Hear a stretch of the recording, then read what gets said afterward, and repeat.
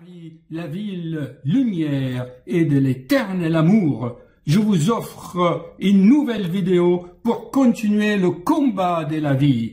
Oh les cœurs, à cœur veillant, rien n'est impossible, chers amis.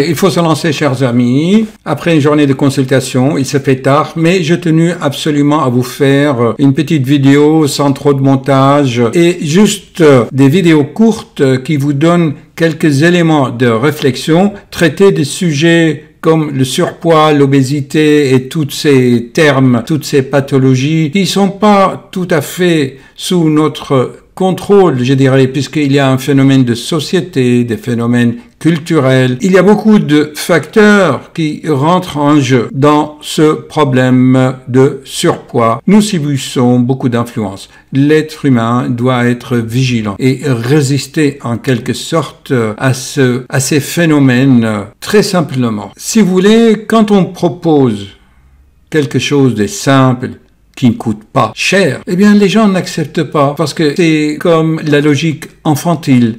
Un enfant, il dit pas quand il va comparer son âge, il dit qu'il est plus grand que son frère ou plus grand ou plus petit de son copain. Donc c'est une notion de volume, de quantité. Cette façon de faire reste infantile. Quand ce qu'on propose n'est pas gros, n'est pas séduisant, n'est pas beau, n'est pas cher, eh bien, ça ne convient pas, parce que l'être humain, il aime l'autoflagellation, chers amis. Lui proposer des astuces simples, sous son contrôle, ça, il ne va pas le faire. Par contre, il est prêt à dépenser beaucoup d'argent pour acheter des petites boîtes de régime et aller payer des cours, des hypnotiseurs ou d'autres professionnels pour l'aider. Et je ne vois pas d'inconvénient. Comme on a dit, le problème est multifactoriel. C'est bien d'agir sur plusieurs. Mais il y a quand même plus de 50%, c'est le patient lui-même qui doit faire quelque chose. On doit lui expliquer. Tenez, depuis quelques jours, je fais l'expérience suivante. Vous voyez là, ça c'est une plaque en pierre. Elle pèse à peu près 1,60 kg. Je donne ça au patient. Franchement, essayez de porter 1,60 kg. Je lui dis alors, ça vous fait penser à quoi? Ah ben docteur, c'est un repas. C'est entrée, plat, dessert, boisson. Ça fait l'équivalent d'une bouteille d'eau, effectivement. Ben, vous voyez, là, il y en a 2, ça fait 3 kilos. Il y en a qui ont 10 comme ça. Donc, le patient commence à prendre conscience de cette notion de poids. C'était une patiente qui avait mal au genou, qu'elle pouvait plus de ses genoux. Je dis, écoutez, madame, qui c'est qui vous porte? Qui c'est qui porte ces 30 kilos? Ah ben, je ne sais pas. Quand je lui dis, bah, faites du sport, qui vous porte. Donnez-moi des exemples des sports qui vous portent. Ah bon, je ne sais pas. Je dis, vous venez de faire des vélos. Qui c'est qui vous portait? Elle ne savait pas que c'était le vélo qui portait son poids et qu'à ce moment-là, les genoux sont libérés, elle puisse faire du sport et qu'on brûlait ses calories. Elle ne savait pas. Donnez-moi, chers amis, d'autres exemples des sports qui vous portent. La piscine, par exemple. Il y a plein d'autres choses que vous pouvez faire. Le temps que vous perdiez, par exemple, 10-15 kilos, ensuite vos genoux seront soulagés. Votre souffle, votre diaphragme, vous pouvez mieux respirer, bouger plus librement et ainsi vous continuez. Je ne veux pas trop prolonger parce que si vous voulez parler de l'obésité, de surpoids, il nous faut des heures, des livres, mais des milliers de livres. Il faut s'attaquer à plusieurs facteurs, comme je le répète. Mais ce soir, restons vraiment limités à des choses simples. Quelques astuces pour ne pas trop manger. Ok, c'est très simple. On est parti de l'idée d'inverser ses habitudes. Inverser ses habitudes de s'alimenter. C'est une question de culture. En Europe et souvent dans le monde, on mange sucré le matin et salé le soir. Vous voyez, des protéines le soir et les gens mangent de sucreries, donc des gâteaux, des croissants le matin.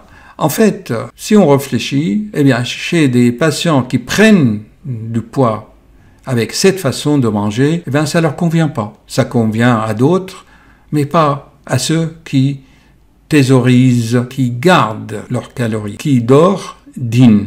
qui dort dîne. Donc pour bien dormir, chers amis, il faut pas trop manger le soir et manger plus vers 17 heures, manger des choses sucrées, une collation sucrée et vous arrêtez. Et quand vous avez faim ce soir, si vous arrêtez dès ce soir vos habitudes de manger des protéines, de la viande par exemple, de la soupe le soir, parce que la soupe, il faut toujours ajouter du sel et un yaourt après. Donc ça fait des protéines. Eh bien, ce soir par exemple, vous essayez de croquer des pommes.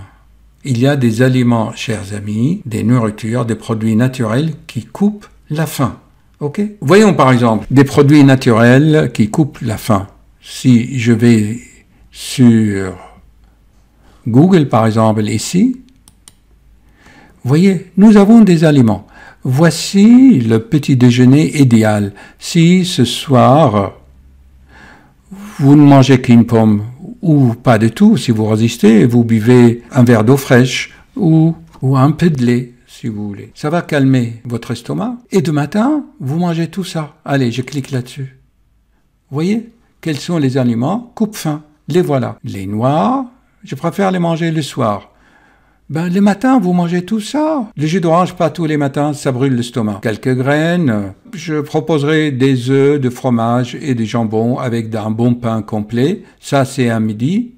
Et vous allez voir si vous mangez ça le matin et à midi. Par exemple, sinon, vous achetez un livre sur la chrononutrition. Tiens, je vais taper avec vous chrononutrition. Clique là-dessus.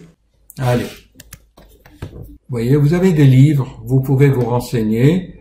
Alors, la chrononutrition, si vous voulez, c'est ça vous explique comment manger salé le matin et des sucres lents le soir.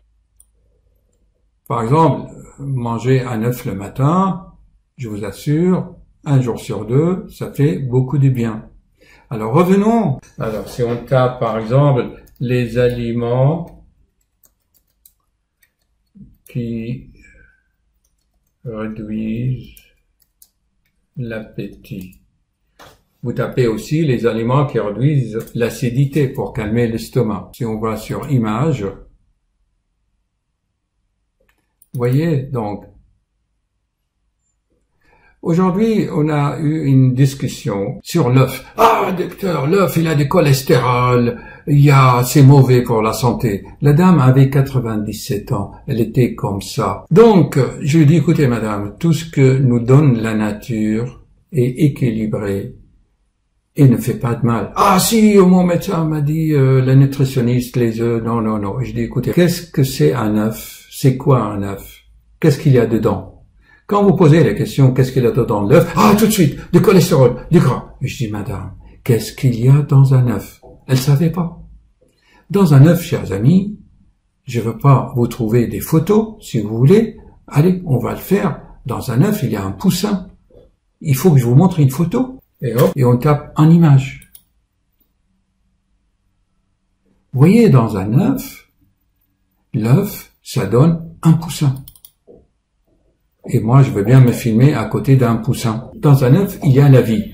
Dans l'œuf, il y a la vie. Mais l'être humain, qu'est-ce qu'il fait? Il va prendre le plan de l'œuf et en faire des gâteaux, de la meringue avec du sucre et de la vanille, il fait un meringue. Il va prendre le jaune d'œuf, il ajoute de l'huile, de beurre et je ne sais pas quoi. Il en va en faire un mayonnaise. Donc le mayonnaise devient un poison et le meringue, ça, c'est le sucre.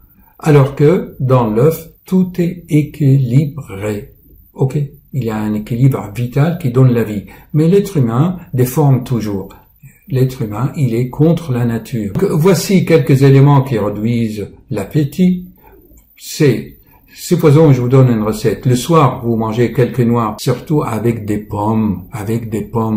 Et puis, parfois un avocat, les oméga 3. Vous voyez, les oméga 3. Tout le monde sait que le thé, un peu de thé vert, mais pas tard le soir, juste le matin, parce que ça donne des insomnies. Qui dort, dîne. Il faut aussi que vous dormez bien. Avec des oméga 3, vous dormez très bien, et quelques noix, et le soir, quelques pâtes, et ainsi de suite.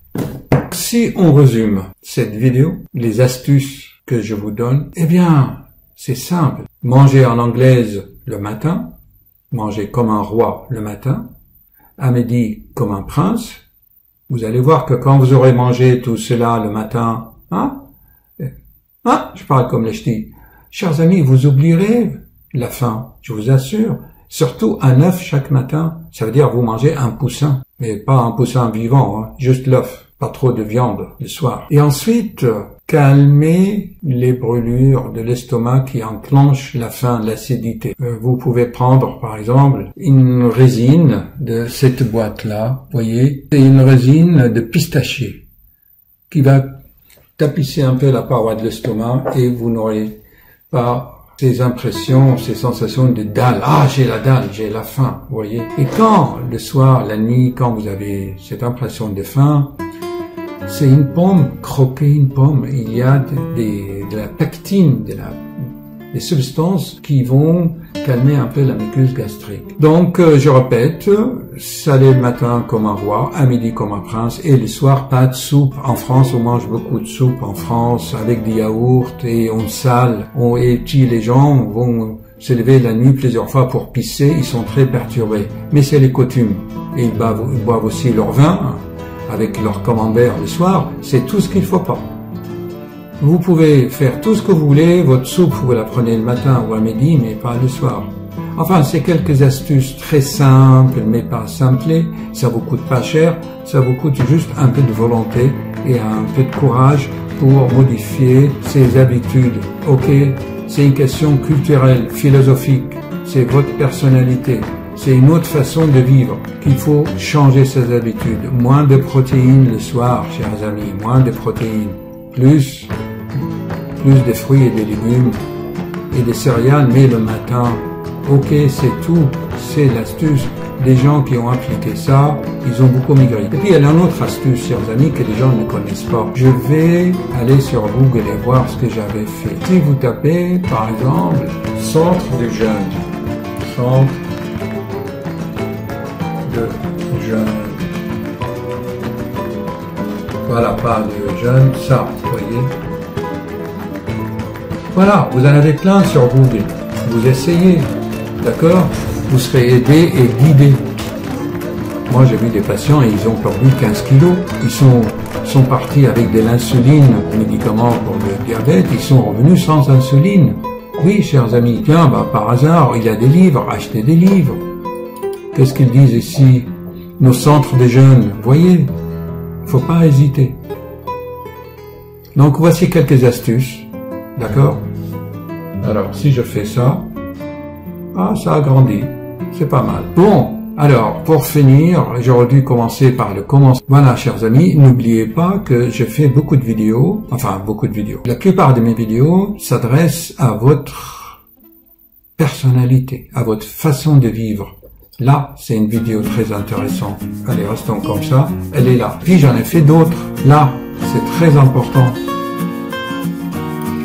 Ces deux vidéos-là, je m'adresse vraiment au fond de problème. Là, je traite le fond de problème dans ces deux vidéos. Ok?